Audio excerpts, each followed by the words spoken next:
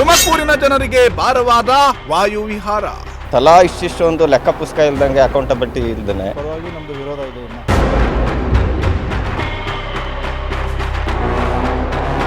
Walking ಮಾಡೋದಕ್ಕೂ ಕಟ್ಟಬೇಕಂತೆ ಶುಲ್ಕ. ಸರ್ಕಾರದ ನಿರ್ಧಾರದಿಂದ ವಾಯು ವಿಹಾರಿಗಳು ಶಾಕ್.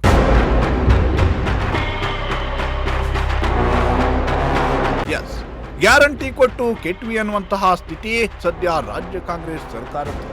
ಉಚಿತ ಭಾಗ್ಯಗಳು ರಾಜ್ಯ ಸರ್ಕಾರಕ್ಕೆ ಹೊರೆಯಾಗಿದ್ದು, ಈ ಗ್ಯಾರಂಟಿಗಳಿಗೆ ಹಣ ಹೊಂದಿಸಲು ರಾಜ್ಯ ಕಾಂಗ್ರೆಸ್ ಸರ್ಕಾರ ಜನರ ಮೇಲೆಯೇ ಬರೆ ಹಾಕುವುದಕ್ಕೆ ಮುಂದಾಗಿದೆ. ಎಲ್ಲೆಲ್ಲಿ ಸಾಧ್ಯವೋ ಅಲ್ಲಿ ತೆರಿಗೆ ಶುಲ್ಕ ಅಂತ ಹೇಳಿ ಜನರ ಪ್ರಾಣ ಹಿಂಡುತ್ತಿರುವ ಸರ್ಕಾರ ಇದೀಗ ತೀರಾ ಕೆಳಮಟ್ಟಕ್ಕೆ ಇಳಿದು ವಾಯು ವಿಹಾರಿಗಳಿಗೆ ಕ್ರೀಡಾಪಟುಗಳಿಗೂ ಶುಲ್ಕ ವಿಧಿಸಲು ಮುಂದಾಗಿದೆ. ಸರ್ಕಾರಿ ಕ್ರೀಡಾಂಗಣಗಳಲ್ಲಿ ತರಬೇತಿ ಪಡೆಯುವ ಕ್ರೀಡಾಪಟುಗಳಿಗೆ ಹಾಗೂ ವಾಯು ವಿಹಾರ ಮಾಡುವ ಸಾರ್ವಜನಿಕರಿಗೂ ಶುಲ್ಕ ವಿಧಿಸುವ ಸುತ್ತೋಲೆಯನ್ನ ಹೊರಡಿಸಿದ್ದು, ಇದು ಇಡೀ ರಾಜ್ಯಾದ್ಯಂತ ಮಾರ್ಚ್ 1ರಿಂದ ಜಾರಿಯಾಗಲಿದೆ.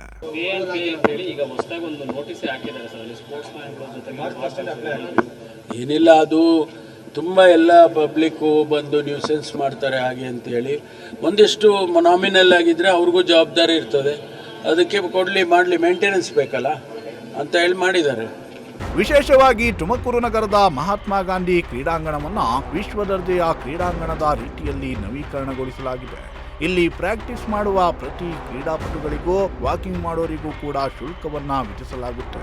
ತಮ್ಮ ಆರೋಗ್ಯ ರಕ್ಷಣೆಗಾಗಿ ಮಹಾತ್ಮ ಗಾಂಧಿ ಕ್ರೀಡಾಂಗಣದಲ್ಲಿ ವಾಕ್ ಮಾಡುವ ವಯೋವೃದ್ಧರಿಗೆ ತಿಂಗಳಿಗೆ 300 ರೂಪಾಯಿ ಶುಲ್ಕ ವಿಧಿಸುವುದಾಗಿ ಜಿಲ್ಲಾಡಳಿತ ಸುತ್ತೋಲೆಯನ್ನ ಹೊರಡಿಸಿದೆ.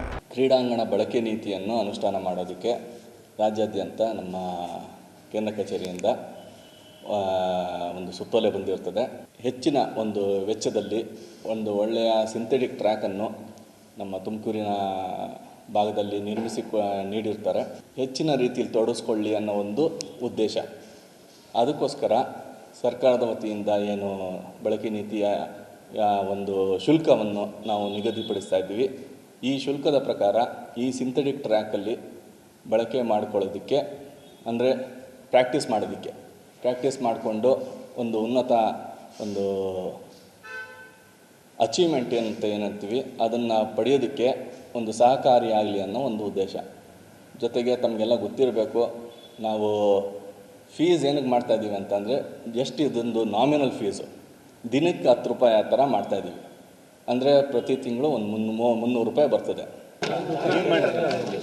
ಇಲ್ಲ, ಅದು ಎಲ್ಲ ಕಡೆನೂ ಹಂಗೆ ಇದೆ ಅಂತ. ಸ್ಟೇಡಿಯಂದು ಸ್ವಲ್ಪ ಲಿಮಿಟ್ ಮಾಡಲಿಕ್ಕೆ ಮತ್ತೆ ಸೀರಿಯಸ್ ಆಗಿ ಇರುವ ಅಥ್ಲೀಟ್ಸ್ ಬಂದು ಪ್ರಾಕ್ಟೀಸ್ ಮಾಡಲಿಕ್ಕೆ ಅನುಕೂಲ ಆಗೋ ರೀತಿಯಲ್ಲಿ ಮಿನಿಮಮ್ ಅಮೌಂಟ್ ಅದನ್ನು ನಾವು ಫಸ್ಟ್ ಒಂದು ಸೂಚನೆ ಕೊಟ್ಟಿದ್ದೀವಿ. ಅಲ್ಲಿ ಒಂದು ಪಬ್ಲಿಷ್ ಮಾಡಿ ರೆಸ್ಪಾನ್ಸ್ ನೋಡೋಣ ಅಂತ. ಏನು ಇಶ್ಯೂಸ್ ಏನಿದೆ ಹೇಳಿ. ಇನ್ನು ಶಟಲ್ ಕಾಕ್ ಆಡೋರಿಗೆ ಪ್ರತಿ ಗಂಟೆಗೆ 200 ರೂಪಾಯಿ ಶುಲ್ಕ, ಈಜುಪಟುಗಳಿಗೆ ಗಂಟೆಗೆ 100 ರೂಪಾಯಿ, ಟೆನ್ನಿಸ್ ಆಡೋರಿಗೆ ಗಂಟೆಗೆ 40 ರೂಪಾಯಿ, ಕಬಡ್ಡಿ, ವಾಲಿಬಾಲ್, ಖೋ ಖೋ ಅಂಕಣಕ್ಕೆ ಮಾಸಿಕ 500 ರೂಪಾಯಿ. ಹೀಗೆ ಪ್ರತಿ ಕ್ರೀಡೆಗೂ ಶುಲ್ಕವನ್ನ ನಿಗದಿಪಡಿಸಲಾಗಿದೆ. ರಾಜ್ಯ, ರಾಷ್ಟ್ರ, ಅಂತಾರಾಷ್ಟ್ರೀಯ ಮಟ್ಟದಲ್ಲಿ ಸ್ಪರ್ಧಿಸಿ ಕೀರ್ತಿ ತಂದ ಕ್ರೀಡಾಪಟುಗಳಿಗೂ ಉಚಿತ ತರಬೇತಿ ಇಲ್ಲಿ ಸಿಗೋದಿಲ್ಲ. ಕ್ರೀಡಾಂಗಣ ನಿರ್ವಹಣೆ ಮಾಡಲು ಸರ್ಕಾರದ ಬಳಿ ಹಣ ಇಲ್ಲ. ಉಚಿತವಾಗಿ ತರಬೇತಿ ಕೊಡಬೇಕಾದ ಸರ್ಕಾರವೇ ಶುಲ್ಕ ವಿಧಿಸಲು ಮುಂದಾಗಿರೋದಕ್ಕೆ ವಿರೋಧ ವ್ಯಕ್ತವಾಗಿದೆ. ಅದನ್ನು ನಾವೆಲ್ಲ ವಿರೋಧವನ್ನು ಮಾಡ್ತೀವಿ. ಯಾಕೆ ಅಂದರೆ ಇವತ್ತು ಬಡವ್ರ ಮಕ್ಕಳು ಮಸ್ತಾಗಿದ್ದಾರೆ. ಈಗ ಆಟೋ ಡ್ರೈವರ್ ಇರ್ಬೋದು, ಕೂಲಿ ಮಾಡೋರು ಇರ್ಬೋದು, ಭಾಳಷ್ಟು ನಮ್ಮಲ್ಲೂ ಕೂಡ ಕೂಲಿ ಮಾಡೋಂಥ ಮಕ್ಕಳು ಕೂಡ ಸ್ಪೋರ್ಟ್ಸಿಗೆ ಬರೋರು ಇದ್ದಾರೆ. ಈಗ ದೊಡ್ಡ ದೊಡ್ಡ ಸ್ಪೋರ್ಟ್ಸ್ಗಳವೆ ಬಿಡಿ, ಆ ದುಡ್ಡು ಕೊಟ್ಟು ಆಡೋ ಅದು ಬೇರೆ ಇರ್ತವೆ. ಈಗ ಖೋ ಖೋ, ಕಬಡ್ಡಿ, ವಾಲಿಬಾಲ್ ಇವೆಲ್ಲ ಆಡೋದೆಲ್ಲ ಯಾರು ಬಡ ಮಕ್ಕಳನ್ನೇ, ರೈತರ ಮಕ್ಕಳುಗಳು, ದಲಿತರ ಮಕ್ಕಳು, ಬರೀ ಇಂಥವ್ರೇನೆ. ಅಂಥವ್ರಿಗೂ ಕೂಡ ನೀವು ಕ್ರೀಡೆಯಲ್ಲೂ ಕೂಡ ನೀವು ದುಡ್ಡು ತಗೊಂಡು ಒಳಗಡೆ ಆಡಿಸ್ಬೇಕು, ತಿಂಗ್ಳಿಗೆ ಇಷ್ಟು ಕೊಡಬೇಕು ಅಂದರೆ ಈಗ ಎಲ್ಲಿಂದ ಎಲ್ಲಿಗೆ? ಈಗ ಸರ್ಕಾರದವರು ಎಲ್ಲ ಉಚಿತ ಅಂತಾರೆ. ನಮ್ಗೆ ಯಾವ ಉಚಿತನೂ ಬೇಡ. ಉಚಿತ ಬೇಕಾಗಿರೋದು 3: ಒಂದು ಆರೋಗ್ಯ ಉಚಿತ, ಒಂದು ಶಿಕ್ಷಣ ಉಚಿತ, ಒಂದು ಕ್ರೀಡೆ ಉಚಿತ. ಈ 3 ಕೊಟ್ಬಿಡಿ ಸಾಕು ನಮಗೆ. ನೀವು ಇನ್ನೇನು ಕೊಡೋದು ಬೇಡ. ಇದ್ರ ಜೊತೆಯಲ್ಲಿ ಏನು ಇವತ್ತು ಮಹಾತ್ಮ ಗಾಂಧಿ ಸ್ಟೇಡಿಯಮಲ್ಲಿ ಇವತ್ತು ಕಮರ್ಷಿಯಲ್ ಬಿಲ್ಡಿಂಗ್ ಇದೆ. ಅದರಲ್ಲಿ ಬರೋಂಥ ದುಡ್ಡಲ್ಲಿ ನೀವು ಅದನ್ನು ಮೇಂಟೆನೆನ್ಸ್ ಮಾಡ್ಬೋದು. ಯಾಕೆ ಮಾಡ್ತಿಲ್ಲ? ಆಮೇಲೆ ಪ್ರತಿಯೊಂದು ಅಲ್ಲಿ ಸ್ವಚ್ಛತೆಗೆ ಯಾರನ್ನ PK ಸಿಕ್ಕಿದ್ದೀರಾ? ಯಾವ್ದಾನ ಒಂದು ಟೂರ್ನಿಮೆಂಟು ನಡೆದೋದ್ರೆ ಬಾಟ್ಲುಗಳು ಪ್ಲೇಟ್ಗಳು ಅಲ್ಲೇ ಬಿದ್ದಿರ್ತವೆ. ಈ ಎಲ್ಲ ಬಂದು ಕ್ರೀಡಾಪಟುಗಳು ನಾವು ಎತ್ತಾಕಬೇಕಾಗ್ತದೆ. ಅದರಿಂದ ಫಸ್ಟು ಅಲ್ಲಿ ಕ್ಲೀನ್ನೆಸ್ ಮಾಡೋಂಥಕ್ಕೆ ಒಂದು 4 ಜನ PKS ನಿಕ್ಕಂಥದ್ದು, ಜೊತೆಗೆ ಪಾರ್ಕಿಂಗು ಎಲ್ಲ ಸುತ್ತಲೂ ಪಾರ್ಕಿಂಗ್ ಬಿಟ್ಟಿದ್ದೀರಲ್ಲ, ಅಲ್ಲಿ ಒಳಕ್ಕೆ ಪಾರ್ಕಿಂಗೇ ಬಿಡಲ್ಲ, ಎಲ್ಲ ಈಚೆಡಿಗೆ ಬಿಡ್ತೀರಾ. ಎಷ್ಟೋ ಗಾಡಿಗಳು ಆಕ್ಸಿಡೆಂಟ್ಗಳು ಆಗ್ತವೆ. ಸ್ಕೂಲ್ ಹುಡುಗರು ಹೋಗ್ತಿರ್ತಾರೆ, ಬರೋಂಥ ಗಾಡಿ ಬಂದು ಹೊಡ್ಕೊಂಡು ಹೋಗ್ತಾರೆ. ಅದನ್ನು ಯಾರು ನೋಡ್ತಾರೆ? ಅಂತ ಕಿರಿದಾದ ರಸ್ತೆಯಲ್ಲಿ ನೀವು ಪಾರ್ಕಿಂಗ್ ಕೊಡಲ್ಲದಲ್ಲ, ಪಾರ್ಕಿಂಗ್ ಒಳಗಡೆ ಇದೆ, ಪಾರ್ಕಿಂಗ್ ಬಿಡೋಕ್ಕೆ ಹೇಳಿ. ಪ್ರತಿಯೊಂದನ್ನು ವ್ಯವಸ್ಥಿತವಾಗಿ ನಡೀಲಿ. ಆಮೇಲೆ ಒಂದು ಅದು ನಿರ್ವಹಣಾ ಸಮಿತಿ ಅಂತ ಮಾಡಿದ್ದೀರಾ, ಅದಕ್ಕೆ ಬರೀ ಜಿಲ್ಲಾಧಿಕಾರಿ SP ಕ್ರೀಡಾ ಇಲಾಖೆ ಇರೋದಾರೆ.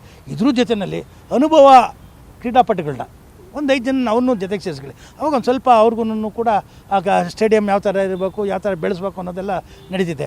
ಆಮೇಲೆ ಈಗ ನೀವು ವಾಲಿಬಾಲು, ಫುಟ್ಬಾಲು, ಥ್ರೋಬಾಲು, ಕಬಡ್ಡಿ ಎಲ್ಲ ಕೋಚ್ ಎಷ್ಟು ಜನ ಇದ್ದಾರಪ್ಪ? ಎಷ್ಟು ಜನ ಇದ್ದಾರೆ? ನನಗೆ ಒಬ್ಬರೇ ಕೋಚು ಸಾಕ ನಿಮಗೆ? ಒಂದು ಕೋಚಲ್ಲಿ ಎಲ್ಲರೂ ಹೇಳ್ಕೊಡೋಕ್ಕಾಗ್ತಿತ್ತ? ಯಾರು ಕೋಚ್ ಇದ್ದಾರೆ ನನಗೆ ಒಂದು ನೀವು ದಾಖಲೆಯನ್ನು ಕೊಡಿ. ಕಬಡ್ಡಿಗೆ ಯಾರಿದ್ದಾರೆ, ವಾಲಿಬಾಲ್ಗೆ ಯಾರಿದ್ದಾರೆ, ಖೋಖೋಗೆ ಯಾರಿದ್ದಾರೆ, ಥ್ರೋಬಾಲ್ಗೆ ಯಾರಿದ್ದಾರೆ, ಈ ಥರ ಎಲ್ಲ. ಆಮೇಲೆ ಸ್ಟೇಡಿಯಮ್ ನಿರ್ವಹಣೆ ಮಾಡಬೇಕಾದ್ರೆ ಕೂಡ ಎಲ್ಲ ಅಧಿಕಾರಿಗಳು ಬಂದು ಎಲ್ಲರಿಗೂ ಕೂಡ ಅವತ್ತು ವಾಕಿಂಗ್ನವ್ರಿಗೂ ಒಂದು ಟ್ರ್ಯಾಕ್ ಬಿಟ್ಕೊಡ್ತೀವಿ ಅಂತ ಹೇಳಿದ್ದಾರೆ, ಅವತ್ತೇ ಹೇಳಿದ್ದಾರೆ. ಈಗ ನೋಡಿದ್ರೆ ಏಕೆ ಇಲ್ಲ, ಬರೀ ಅಲ್ಲಿ ಹುಡುಗರು ಪ್ರಾಕ್ಟೀಸ್ ಮಾಡ್ತಿರ್ತಾರೆ ಓಡೋಕ್ಕೆ, ಬರೀ ಓಡೋದಕ್ಕೆ 70 ಕೋಟಿ ಖರ್ಚು ಮಾಡ್ಬೇಕಾಯ್ತು ಅಲ್ಲಿ. ಬೇರೆ ಇನ್ಯಾವ ಸ್ಪೋರ್ಟ್ಸು ಇಲ್ವಾ? ಈಗ ನಡೆಯೋದು ಅದು ಸ್ಪೋರ್ಟ್ಸೇ ಅಲ್ವಾ? ಈಗ ವಾಕಿಂಗ್ ಬರೋರೆಲ್ಲ ಯಾರು? ಏಜ್ ಆದವರು ಎಲ್ಲ 70-80 ವರ್ಷದವರು, ಶುಗರು BP ಎಲ್ಲ ಇರ್ತದೆ. ಎಷ್ಟೊತ್ತು ಅವರು ಒಂದು ಅರ್ಧ ಗಂಟೆ ಬೆಳಗ್ಗೆ ಸಂಜೆ ವಾಕ್ ಮಾಡ್ಕೊಂಡು ಹೋಗ್ತಾರೆ. ನೀವು ಅವ್ರಿಗೂ ಕೂಡ ದುಡ್ಡು ಕೊಟ್ಟು ಒಳಗೆ ಬನ್ನಿ ಅಂದರೆ ಇದು ತಪ್ಪಾಗುತ್ತೆ. ಸ್ಟೇಡಿಯಂಗೆ ಹೆಚ್ಚೆಚ್ಚು ಎಲ್ಲ ಥರದ್ದು ಎಲ್ಲ ವರ್ಗದವರು ಯುಟಿಲೈಸ್ ಮಾಡ್ಕೊತಾರೆ. ಈಗ ದಿನಗೂಲಿ ಮಾಡೋರು ಬರ್ತಾರೆ, ಅಫಿಷಿಯಲ್ಸ್ ಬರ್ತಾರೆ, ಪ್ರತಿಯೊಬ್ಬರು ಬರ್ತಾರೆ. ಬಟ್ ಅಫಿಷಿಯಲ್ಸ್ಗೆ ಆದ್ರೂ ಕೂಡ ದಿನಗೂಲಿ ಅವ್ರಿಗೂ ಆರೋಗ್ಯನೇ.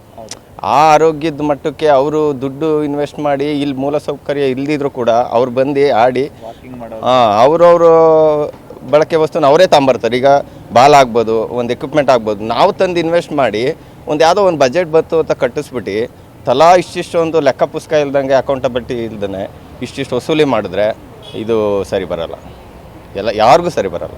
ಸಾರ್ವಜನಿಕ ಕ್ರೀಡಾ ಇಲಾಖೆಯಿಂದ ವಾಕ್ ಮಾಡೋರಿಗೆಲ್ಲ 200 ರೂಪಾಯಿ ಫೀಸು ಮತ್ತು ಮಕ್ಕಳಿಗೆಲ್ಲ ಫೀಸ್ ಮಾಡಬೇಕು ಅಂತ ಮಾಡಿದ್ದಾರೆ. ಅದು ಇದರಲ್ಲಿ ಬೇಕಾಗಿರಲಿಲ್ಲ. ಇವಾಗ ಇನ್ನು ಆ ಮಟ್ಟಕ್ಕೆ ಫೀಸು ಕಲೆಕ್ಷನ್ ಮಾಡೋ ಮಟ್ಟಕ್ಕೆ ನಮ್ಮ ಸ್ಟೇಡಿಯಮ್ಮು ಉನ್ನತಿ ಮಟ್ಟಕ್ಕೆ ಹೋಗಿಲ್ಲ. ಇನ್ನು ಸರಿಯಾದ ಕೋಚ್ ಇಲ್ಲ, ನೀರಿನ ವ್ಯವಸ್ಥೆ ಇಲ್ಲ, ಟಾಯ್ಲೆಟ್ಗಳು ರಿಪೇರಿ ಇಲ್ಲ, ಇನ್ನೂ ತುಂಬ ಸಮಸ್ಯೆಗಳಿದ್ದಾವೆ. ಅವೆಲ್ಲ ಸರಿ ಮಾಡ್ಕೊಂಡಿದ್ದೆಲ್ಲ ಮಾಡ್ಬೋದಾಗಿತ್ತೇನೋ. ನಮ್ಮ ಇದ್ರ ಪರವಾಗಿ ನಮ್ಮದು ವಿರೋಧ ಇದೆ. ಇನ್ನು ಸರಿಯಾದ ನಿರ್ವಹಣೆ ಇಲ್ಲ ಸ್ಟೇಡಿಯಮ್ಗಳಲ್ಲಿ, ಕೋಚ್ಗಳಿಲ್ಲ, ಮತ್ತು ತರಬೇತಿದಾರರು ಇಲ್ದಲೇ ಸ್ಟೇಡಿಯಮ್ಗಳಲ್ಲಿ ಅಥ್ಲೆಟಿಕ್ಸ್ ಆಗಲಿ, ವಾಲಿಬಾಲು, ಫುಟ್ಬಾಲು ಯಾವುದೇ ರೀತಿ ನಿರ್ವಹಣೆ ಇಲ್ದಲೇ ಇರೋದ್ರಿಂದ ಈಗಲೇ ಕಲೆಕ್ಷನ್ ಮಾಡೋದು ಬೇಕಾಗಿರಲಿಲ್ಲ ಅಂತ ಅನ್ಕೊಂತೀವಿ. ಇಡೀ ರಾಜ್ಯಾದ್ಯಂತ ಈ ಶುಲ್ಕ ಜಾರಿಯಾಗಲಿದೆ. ವಾಯುವಿಹಾರಿಗಳು ಸ್ವಚ್ಛಂದವಾಗಿ ವಿಹರಿಸಿ ತಂಪು ಗಾಳಿ ಸೇವನೆ ಮಾಡೋದಕ್ಕೂ ಈ ಸರ್ಕಾರಕ್ಕೆ ಶುಲ್ಕ ಕೊಡುವ ಪರಿಸ್ಥಿತಿ ಬಂತಲ್ಲ ಅಂತ ಜನರು ಹಿಡಿಶಾಪವನ್ನ ಹಾಕ್ತಿದ್ದಾರೆ. ಕ್ಯಾಮ್ರಾಮನ್ ಸಂಜಯ್ ಜೊತೆ ದೀಪಕ್ ಕೆಂಕೆರೆ, ಪ್ರಜಾಶಕ್ತಿ TV, ತುಮಕೂರು.